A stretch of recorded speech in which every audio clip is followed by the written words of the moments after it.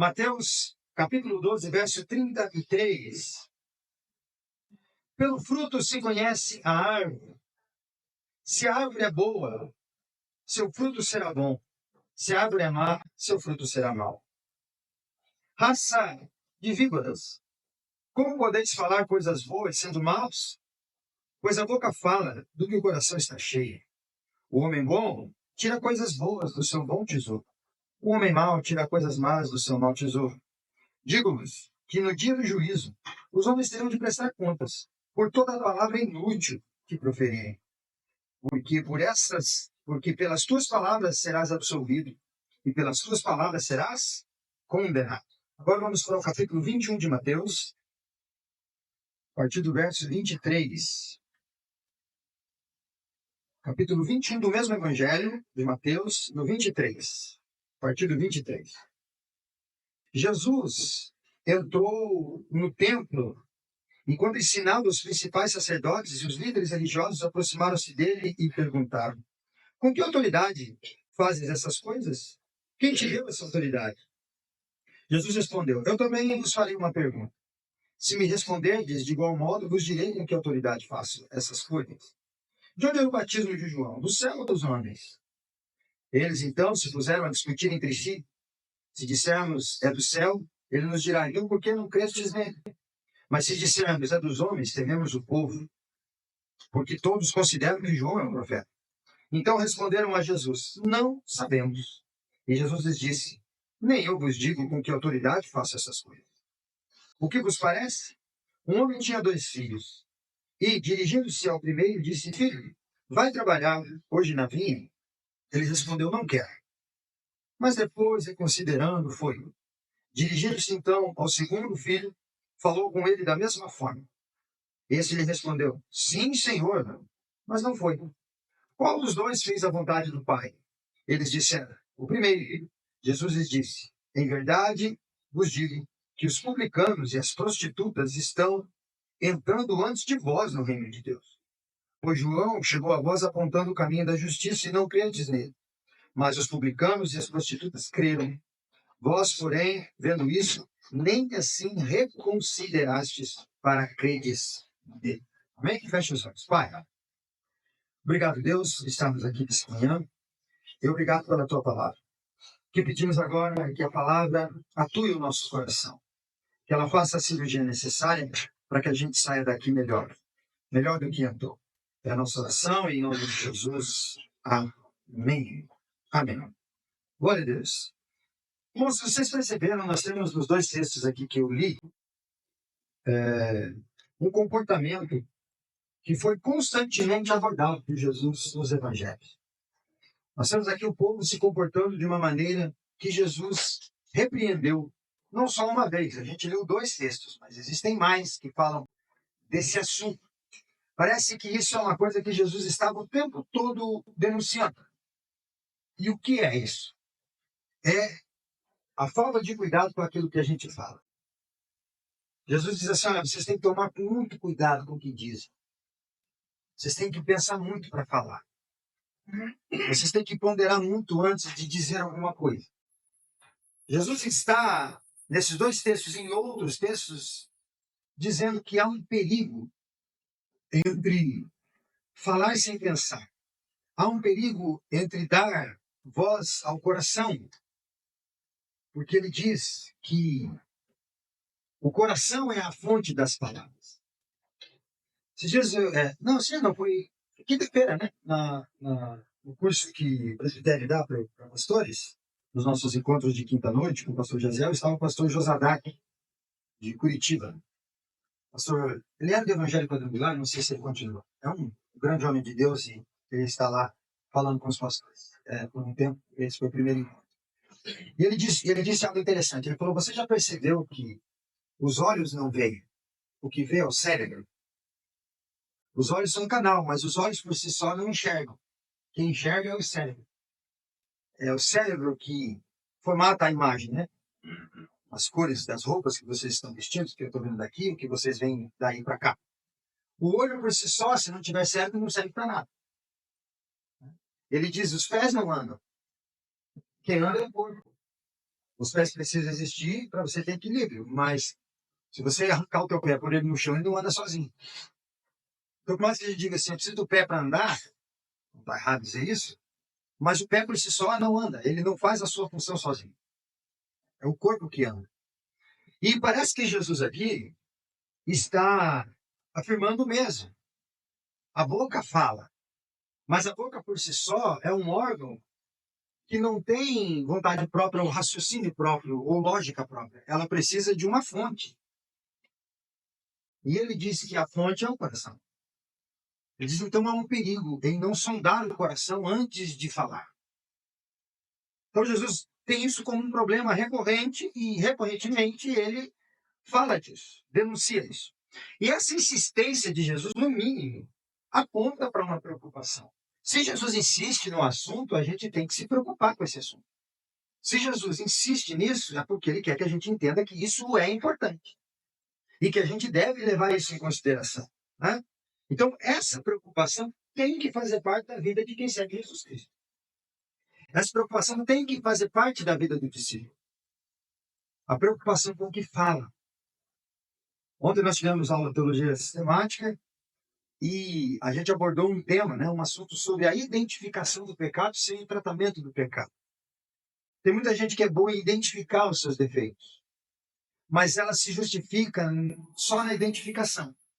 Então alguém diz assim para você, eu sou assim mesmo, eu sou duro de lidar, viu? Eu sou duro, eu sou assim mesmo. Todo mundo diz isso, desde que eu sou criança, todo mundo diz isso. Eu estouro mesmo, se eu explodo. Aí você diz, beleza, você identificou isso, que legal, que bom, é o primeiro passo, admitiu. Mas agora o que você faz com a informação? E Deus, outros que se virem. Os outros que se virem com quem eu sou, do jeito que eu sou. Eu já identifiquei, minha parte eu já fiz, agora os outros que me aguentem. Não. Identificar o problema é o primeiro passo, mas depois o que a gente faz com isso? Agora eu descobri ou admiti que sou assim. O que eu faço a partir dessa admissão? Eu tenho que lidar com isso. Então, parece que Jesus diz, olha, se preocupem com isso, tá? Pesem as palavras de vocês e pensem muito. E sondem o coração de vocês antes de falar. Olhem para o coração de vocês. Então, administrar a relação entre a boca e o coração, entre os sentimentos e os discursos, administrar a relação entre os desejos e as palavras, deve ser uma preocupação nossa. Deve ser uma preocupação nossa. O primeiro texto, Mateus 12, que a gente leu, né? Parece que Jesus começa com aquele ditado popular, né? Cabe bem no que Jesus disse aqui. Quem vê cara, não vê coração. Quem vê cara, não vê coração. Esse ditado não deixa de ser verdade. Parece que, em outras palavras, é isso que Jesus está querendo dizer, se a gente fosse sintetizar, né? Isso não é verdade.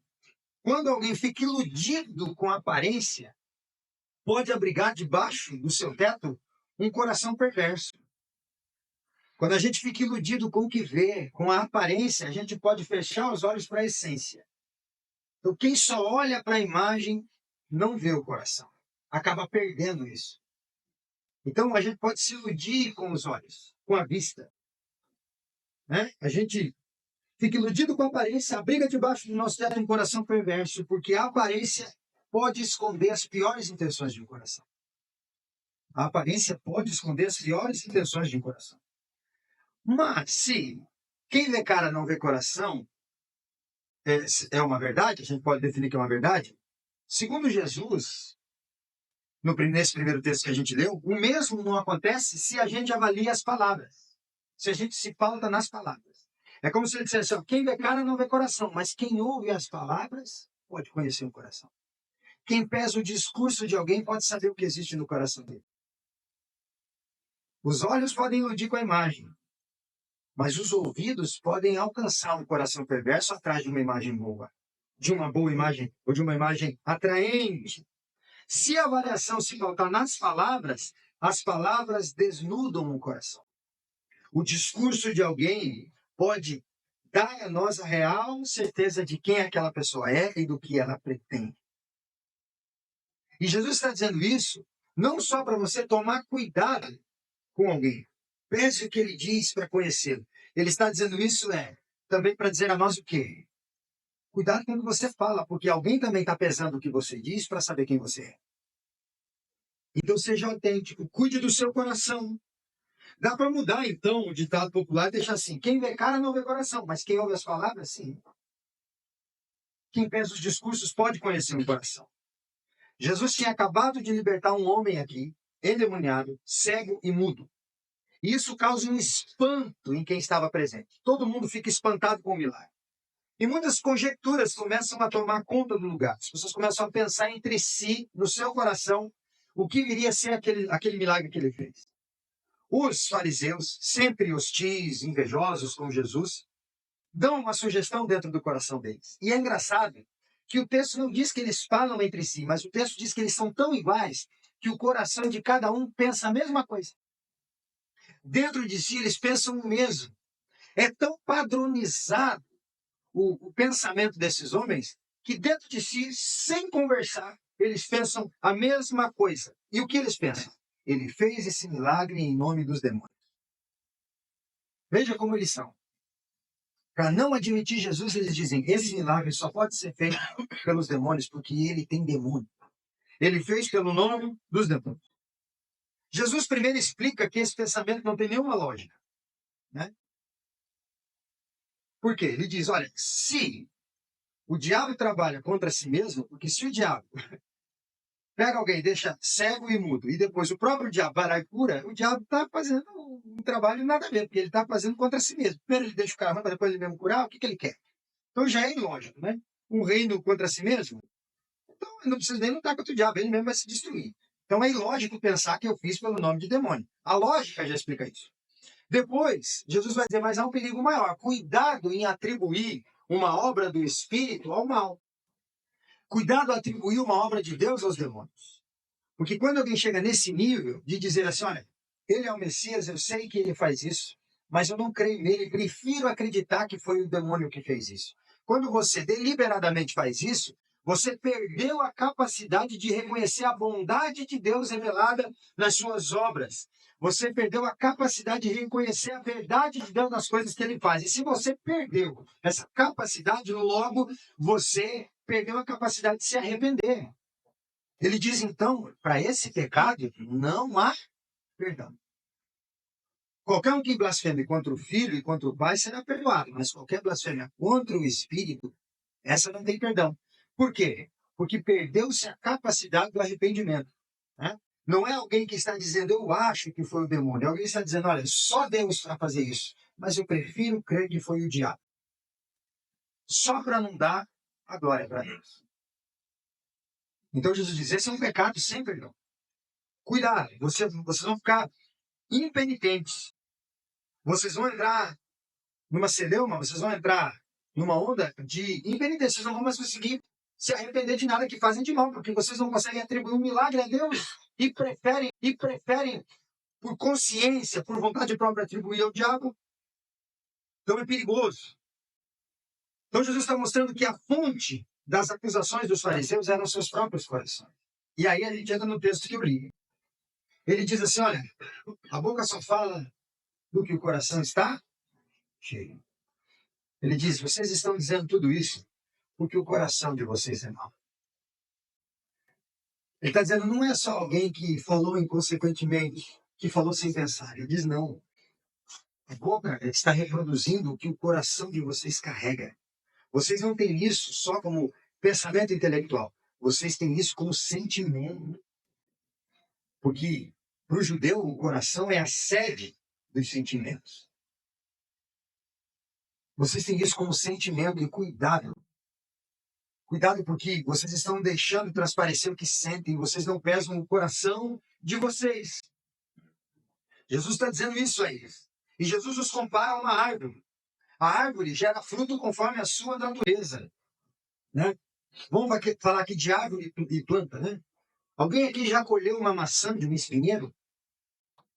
Você já conseguiu fazer isso? Colheu uma maçã de um espinheiro. Por que você não consegue fazer isso? Porque um espinheiro não produz maçã, produz espinho. Você só vai conseguir encostar em espinhos. Agora, você já colheu um espinho de uma macieira? Também não, porque uma macieira não produz espinho, produz maçã. Jesus diz: a árvore produz fruto conforme a sua natureza. Uma árvore boa vai dar fruto bom. Uma árvore má só vai produzir fruto mau. As suas palavras, que a gente vê, ou espinho ou maçã, no exemplo que eu dei, as palavras de vocês, elas são resultado da natureza de vocês. Se vocês estão blasfemando, o coração de vocês é blasfemo. O coração de vocês é empedrado. Se vocês glorificam a Deus, o coração de vocês é bom. O coração de vocês está curado e sarado. Então, o responsável pela boca é o coração, porque a boca só transmite o que é mandado. Jesus afirma que o coração é a causa das palavras. O coração é a causa das palavras. As palavras são só o efeito, mas o coração é a causa. Por isso, um coração bom só pode proferir coisas boas, enquanto um mau só más. E o fim de tudo isso, Jesus vai dizer, que consiste em que Deus não julgará os homens mediante suas palavras. Por mais que o texto encerre dizendo que pelas nossas palavras nós seremos absolvidos, ou julgados, né, ou condenados, se você entender o texto, ele está dizendo que Deus não julgará nós, não julgará os homens mediante as palavras, mas julgará os homens mediante os seus corações. O que vai estar pesado lá no último dia é o coração, porque as palavras só vão dar voz ao coração. No dia do juízo, as palavras só servirão de testemunha do que o coração carregava. Então, lá no último dia, não é tanto o que você disse que vai ser contra ou a teu favor, mas é o porquê você disse. Com que intenção você disse. Coração. A gente tem duas opções na vida, irmãos. Ou você faz do seu coração um cofre, e no cofre a gente só guarda coisas de valor. Então você faz do seu coração um cofre. Você guarda lá tudo que glorifica a Deus. Fecha o cofre e dá a chave para Deus. E Deus tem acesso ao seu coração. Ou você faz do seu coração uma lixeira. Tudo que não presta, você coloca lá. Tudo que não vale nada, você acumula lá. Você tem essa opção. Jesus diz, sonde o coração. Por quantas vezes a gente faz isso?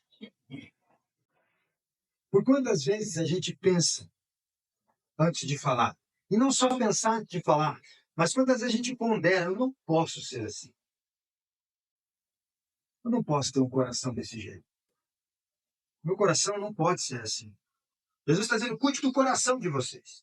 Porque essa ideia farisaica, essa postura dos fariseus continua ativa, ainda existe isso hoje. As igrejas estão cheias de pessoas que tentam esconder o coração corrompido atrás de palavras cheias de boas intenções. Tentam esconder um coração caído atrás de um bom discurso. Né? Mas não é um discurso, é o coração. Por isso Jesus diz, preste muita atenção no que você ouve. Preste muita atenção no que te dizem. Esses só podem tirar do seu tesouro contaminado coisas contaminadas, por mais que pareça bom o discurso. E a ideia é sempre contaminar os outros. Mas o Evangelho nos ensina. Pese o coração. Peça a Deus para mudar a sua natureza de árvore má, caso seja isso, caso você identifique isso, para uma árvore boa, que produz fruto bom. Agora vamos para o segundo texto, capítulo 21 de Mateus, que eu li. Tem uma frase de um escritor chamado John Mackay. Ele diz assim, o disfarce mais terrível é ter o rosto de anjo para encobrir o coração de diabo. O disfarce mais terrível é ter um rosto de anjo para encobrir um coração de diabo. Você já sofreu essa decepção? Você botar confiança em alguém e de repente aquela pessoa se revelar uma coisa que você nunca imaginou que ela fosse? A ponto de te decepcionar. E às vezes você não se decepciona tanto com a pessoa, mas você se decepciona mais com você mesmo. E como é que eu caí nessa? Como que eu caí que nem um patinho? Como conseguiu me enganar desse jeito? Será que eu sou tão bobo assim? Né? Será que eu sou tão tonto? Será que eu sou fácil de enganar desse jeito? Né? Isso pode acontecer com a gente. E nesse contexto aqui, Jesus está dizendo que uma coisa é parecer, outra muito diferente é ser. Uma coisa é parecer, outra é ser. E no contexto, Jesus propõe essa história aqui para esses religiosos da época dele. Quando eles ouvem os ensinamentos de Jesus, os fariseus, sempre eles, exigem saber dele de onde vem a permissão para que ele afirme as suas interpretações tão categoricamente. Jesus tinha autoridade quando falava. Quando ele ensinava, ele não ensinava como quem achava, como quem tem um argumento. Ele ensinava como resposta final. Eles dizem, de onde vem essa tua autoridade? Por que você fala com tanta convicção?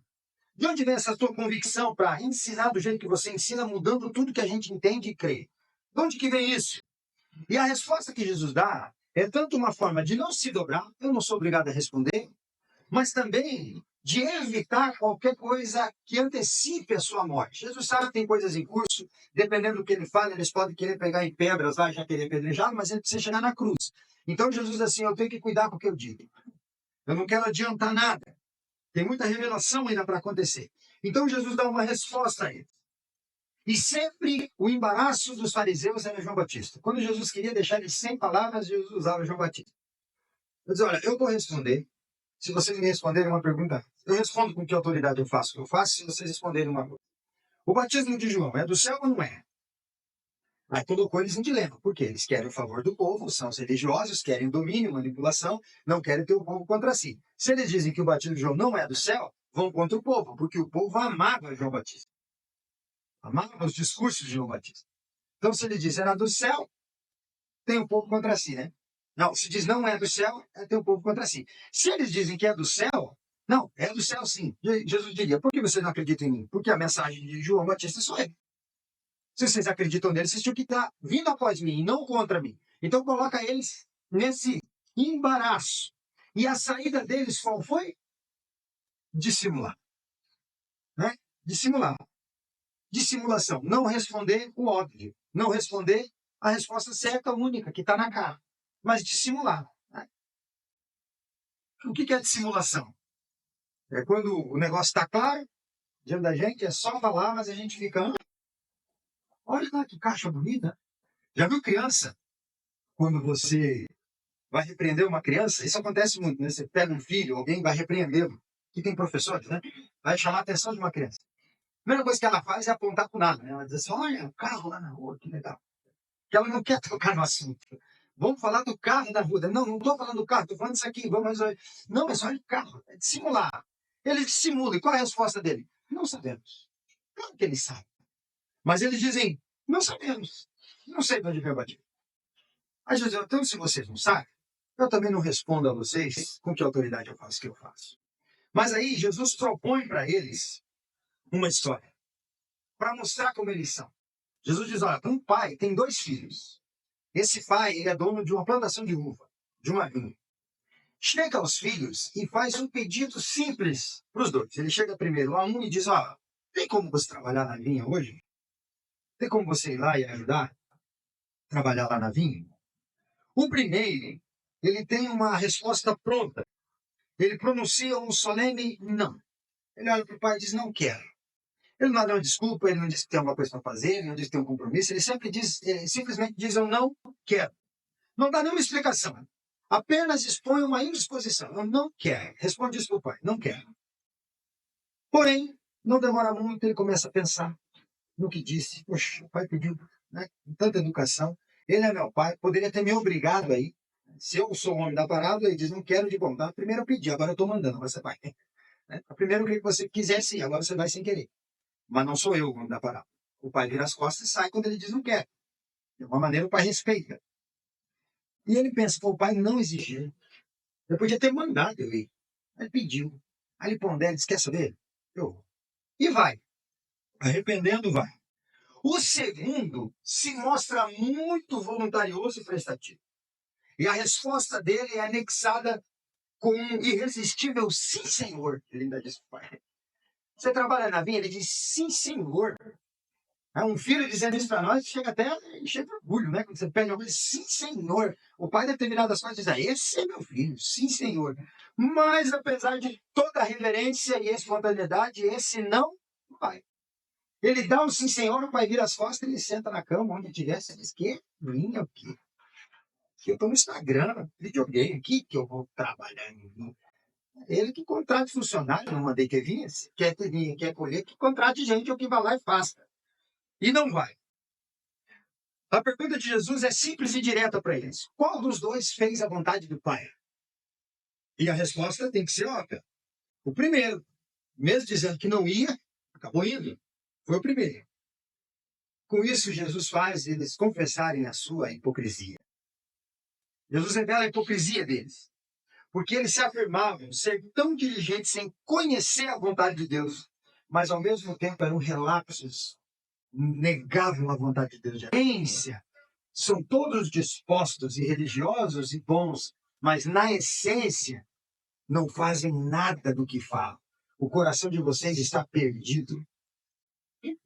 Por isso que Jesus diz que as prostitutas e os publicanos precederiam eles no reino de Deus. Estão entrando antes de vocês. Por quê? Porque apesar de terem vivido dizendo não para Deus um tempão da vida deles, hoje, pela minha presença na terra, o Cristo, o Salvador, estão se arrependendo e voltando atrás.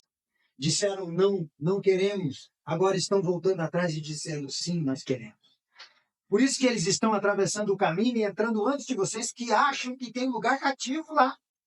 Que acham que tem cadeiras da igreja de Bombinhas prontas para receber vocês lá. Vocês não têm lugar lá. Eles estão entrando lá. Apesar de terem dito não por muito tempo. Eles que estão precedendo vocês. Hipócritas. Vale lembrar, gente, que nenhum dos dois filhos é modelo de conduta. Jesus não está elogiando o primeiro. Os dois estão errados. Por quê? Porque o certo é sim, Senhor, sem nenhum questionamento. É sim. Então os dois estão errados. Mas o que Jesus está ensinando? Que, apesar deles terem dito não por muito tempo, agora estão voltando atrás. Então, antes voltar atrás do que permanecer no erro. Nós não devemos imitar o primeiro filho e ficar dizendo não quero, para depois pensar. O certo é dizer quer, por voluntariedade, com o coração aberto. Eu diz, mas se for para ser um dos dois, que sejam o que se arrepende. Que sejam o que volta atrás. Que sejam aqueles que olham para o coração e dizem, espera lá, deixa eu consertar isso aqui. Está errado o jeito que eu fiz. Então, a religião cultua a aparência. Religiosidade cultua a aparência. Igrejas legalistas cultuam o quê? A aparência. Não estão preocupados com os testemunhos que os irmãos dão lá fora, se dentro do tempo eles se mostrarem ativos, pontuais, frequentadores. Aparência. Tem muita igreja sendo desnudada. Deus está tirando a roupa de um monte de igreja. Quem tem acompanhado na internet o que aconteceu, o desdobramento disso está chegando em lugares que estavam podres por dentro, mas com o nome de Jesus em telões gigantes, maiores que esse tem, com músicos profissionais, e tudo apodrecido do lado dele, está tudo sendo revelado. Deus está virando tudo do avesso. Líderes estão caindo. Ontem caiu o líder da igreja, ele foi expulso da igreja, modo de dizer, com uma carta dizendo, não é para refletir. E se não for para pregar o evangelho, que nunca mais se levantem. Mas que Deus tenha misericórdia e ponha homens de Deus para que se reerga do jeito certo. Por quê? Porque a aparência esconde corações corrompidos. Engana a gente. A minha oração sempre é a gente não ficar iludido. A gente pode se iludir com um monte de coisa. Isso é tudo bênção, mas não tenha dúvida, é lógico que é.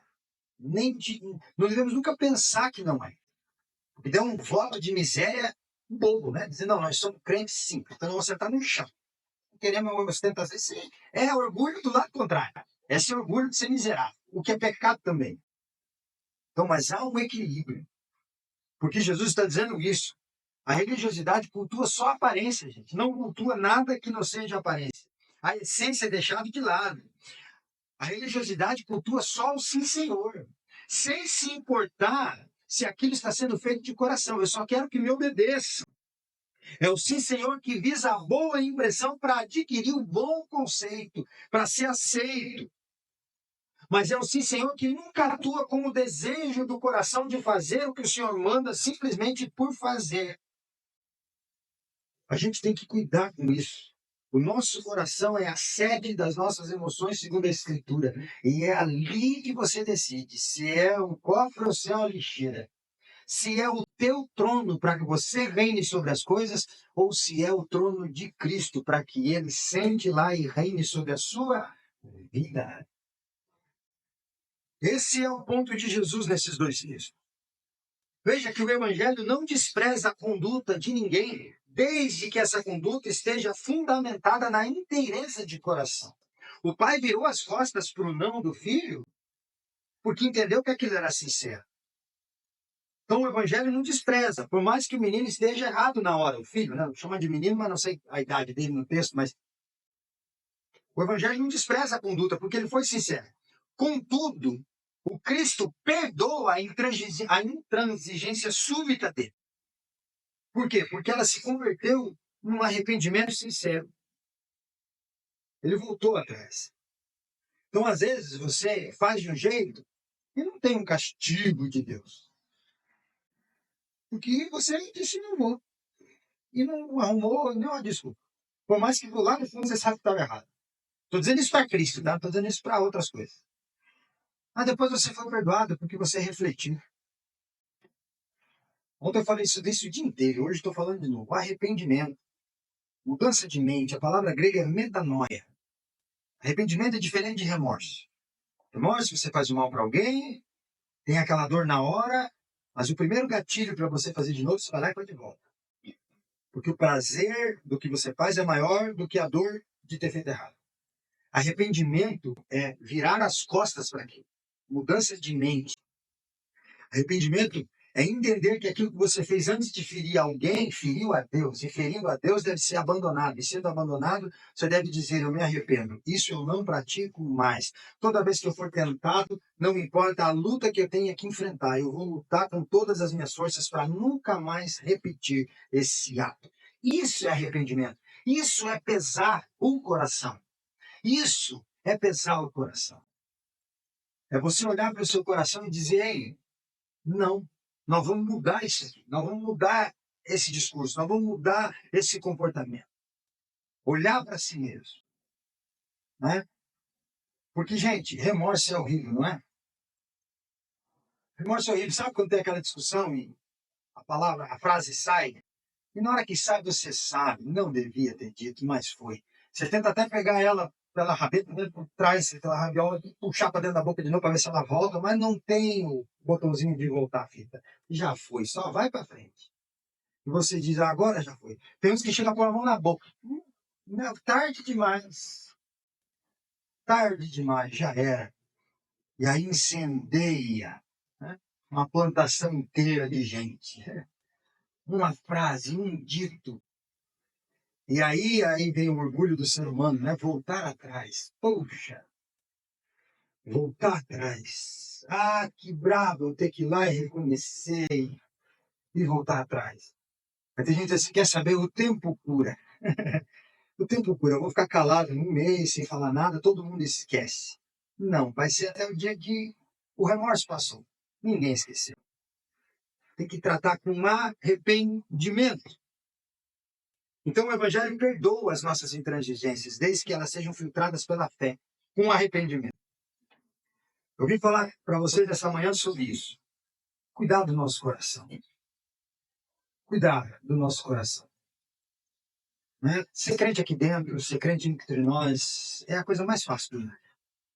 A gente se ama, a gente se respeita, a gente arranca um braço para dar para o outro se for preciso, porque a gente decidiu que a gente vai ficar junto e a gente ama o Evangelho. Então, fazer tudo isso aqui dentro é fácil. É fácil. Mas nós somos medidos não só aqui dentro. A gente é medido em tudo que a gente faz. Onde a gente põe a planta do pé, a gente está sendo medido, o olhar. né? Não devemos nos importar com o julgamento dos outros? Não, senão você não vive. Mas você deve se importar com o julgamento de Deus a seu respeito, do que Ele quer que você seja, do que Ele exige como seu comportamento. Mas eu não ligo para o que os outros dizem. Eu até concordo. Mas você deve ligar para o que Deus diz. Você deve ligar para o que Deus pensa sobre isso. Tem uma frasezinha que as pessoas gostam, né? Tem até um livro, não me lembro do autor. Em meu lugar, o que faria Jesus? As pessoas dizem assim, chego numa situação, a primeira coisa que eu penso, no meu lugar, o que faria Jesus? Jesus faria assim. Essa premissa está errada. A gente não pode perguntar, em meu lugar, o que faria Jesus? A gente deve perguntar, em meu lugar, o que fez Jesus? Porque não há nada que o Evangelho exija de nós que Cristo não tenha feito por nós primeiro. Então, o que fez Jesus aqui? Ele amou. Pronto, está respondida a pergunta. Está respondida a ação. É isso que tem que fazer. O que fez Jesus nessa situação? Não o que faria, porque daí você está pensando num Jesus para além da Escritura. Você está pensando num Jesus que você vai conjecturar. Eu acho que Jesus faria, não é achar. É o que fez Jesus. Para isso tem que ter leitura bíblica. Jesus respondeu a isso assim. Quando estava na cruz, ele disse, Pai, perdoa porque não sabem o que fazem. E ele fez. Então não é o que faria, o que ele deixou pronto. Está consumado. Tudo o que tinha para fazer, eu fiz. Então nós temos ensinamentos de discursos, o que ele disse, e ensinamentos de ações, como ele se comportou e a maneira com que ele reagiu e respondeu às situações. Elas se repetem conosco, nós temos o Cristo agindo. É só imitar o que ele fez. E aí o nosso coração vai ser bem guardado, bem protegido. Os nossos discursos, eles serão na hora exata, com uma quantidade de caracteres, de palavras certas, né? Nem mais nem menos, né? Vocês gostam do mais? O mais é sempre aquilo que destrói uma coisa boa, né? Você vai ter uma conversa com alguém e vocês vão resolver algum dilema, algum problema que ficou grave entre vocês. Aí quem fala primeiro? Aí você deu, fala primeiro. Então fala você, eu vou te escutar. Você diz, olha, eu errei, desculpa. Já, opa, tá bom, tá, começou bem. Errei, desculpa, foi mal, né? Aí de repente ele põe uma vírgula e diz, mas, aí você diz, vai jogar tudo no meio. Vai jogar no vaso e puxar descarga. Porque o mas é, o meu pai não fez assim, minha mãe era desse jeito, o presidente não ajuda, o presidente do STF não dá uma mão, você também não ajudou, e daí o mais destrói todo o discurso. O mais tem hora que não devia existir. Devia acabar nisso. Dizer, olha, vamos se consertar. Me perdoa, eu errei. E deixa o outro falar. E daí o outro vai dizer o dele também. E pronto. Mas a gente tem sempre mais. O porém, né? Porém, as circunstâncias me fizeram. Não. Não, não, não. Não é o Evangelho. Amém? Coloque-se de pé, por gentileza.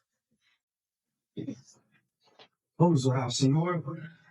Vamos pedir graça ao nosso Deus para que o nosso coração se alinhe com o nosso discurso. Ou melhor, que o nosso discurso se alinhe com o nosso coração. Né?